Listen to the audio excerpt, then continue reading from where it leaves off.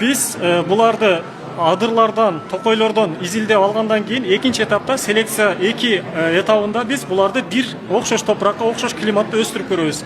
Биз учурда Жалал Абад областына караштуу Шамалсай шаарынын жанында Кудуксай деген айыл бар. Ал жерде коллекция багын түптөдүк.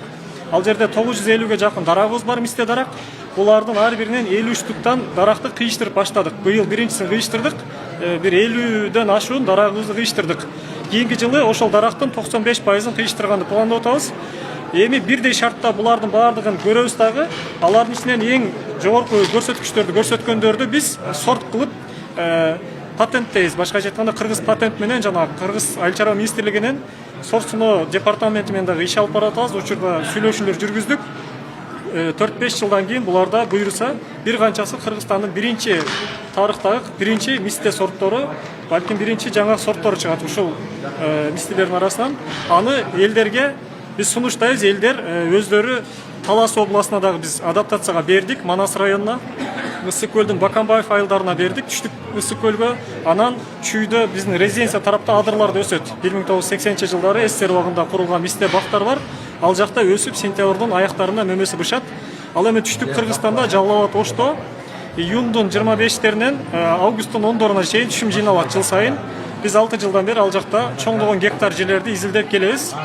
Алардын ичинен 600 гектардын ичинен ушул моментте 15ке жакын эң перспективдүү, эң жакшы сорт, чет өлкөнүн сорттору менен атаң тайлаша турган жакшы мөмөсү бар. Мөмөлөр чоң, оозу ачык, даамы ширин болгон мистелер бар. Булардын ар биринин өзгөчөлүктөрү бул жерде көрсөтүлгөн. Ар бир формалардын, ар бир форманын өзгөчөлүктөрү. Мондай карасаңыздар деле, ооздору ачык, мөмөлөрү салыштырмалуу чоң. Мисалы, бул экөөнүн негизги айырмачылыктары бар. Буларды көбүнчө туздап же туздабай дасторкондо иштетсек, ал эми буларды биз шоколад, торт, мороженое же түптөрдүн баклавага окшогон таттууларына иштетүүгө эң ыңгайлуу болот. Себеби булар даамы ширин болот, салыштырмалуу буга караганда жана жашыл болот мөмөнүн түсү. Ошого байланыштуу буларды көбүнчө өндүрүштө, ал эми буларды дасторкондо, той аштарда куруп же курубай, туздап же туздабай иштетилет. Экөөнүн максаты бөлөк. Кыргызстанда экөө тең керек. Кыргызстан дүйнөдө эң көп мисте өндүргөн 10-өлкө болуп катталат ФАОнун статистикасында. Биз 1000 тонна өндүрөбүз, орточо 1000 тоннанын 100 тоннасы Өзбекстан, коңшу Өзбекстан өлкөсүнө экспорттолот, калган 900 тонна Туркияга барып, ал жактан кайра иштетилет дагы башка өнүккөн Европа өлкөлөрүнө, Дубай, Арабия өлкөлөрүнө сатылат таттуу форматында. Илимий иштериңиздерди ким каржылап атат жана байланыштарда ким көмөк көрсөтүп атат? Биз буга чейин өзүбүз магистратура жана докторантурада Туркияда илим алып жүргөндө ушул темаларды изилдөө жүргүзгөнбүз. Учурда Манас университетинде ага окутуучу болуп иштейм. Ал жерде бир проектим бар менен, мисте изилдөө деген.